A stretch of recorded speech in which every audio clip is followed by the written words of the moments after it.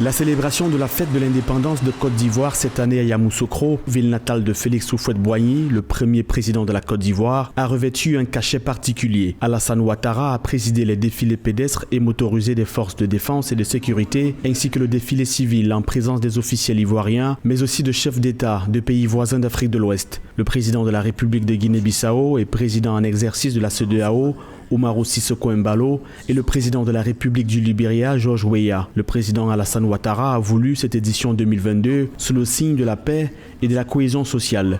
Déjà une fierté d'être à Yamoussoukro pour la célébration des 62 ans, dans un contexte particulier. Vous avez eu l'important discours du chef de l'État hier qui a placé cette célébration sur le sceau de la consolidation, de la paix et de la cohésion sociale, avec beaucoup de mesures annoncées non seulement pour les fonctionnaires, mais des mesures pour juguler un peu l'inflation que nous avons aujourd'hui. Et je pense que c'est un signal. Le président de la République se place dans le prolongement du président Houphouët-Boigny et nous avons entendu son message. C'est-à-dire que le ton qu'il a donné doit être suivi par l'ensemble de la classe politique ivoirienne. Le défilé a été organisé à Yamoussoukro cette année dans le cadre du principe de la célébration tournante qui consiste à organiser le grand défilé militaire et civil des fêtes d'indépendance dans chacune des capitales provinciales pour favoriser l'émergence d'infrastructures socio-économiques. Les perspectives sont belles. La Côte d'Ivoire rassemblée,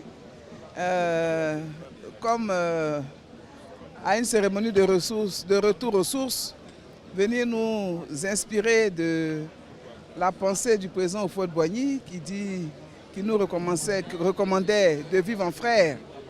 Nous sommes le pays de la vraie fraternité et le président Alassane Ouattara rassemble aujourd'hui tous les Ivoiriens à l'occasion de ce 62e anniversaire de l'indépendance de notre pays pour un nouveau départ pour une Côte d'Ivoire en paix, pour une Côte d'Ivoire rassemblée, une Côte d'Ivoire au travail avec toutes ses filles et tous ses fils.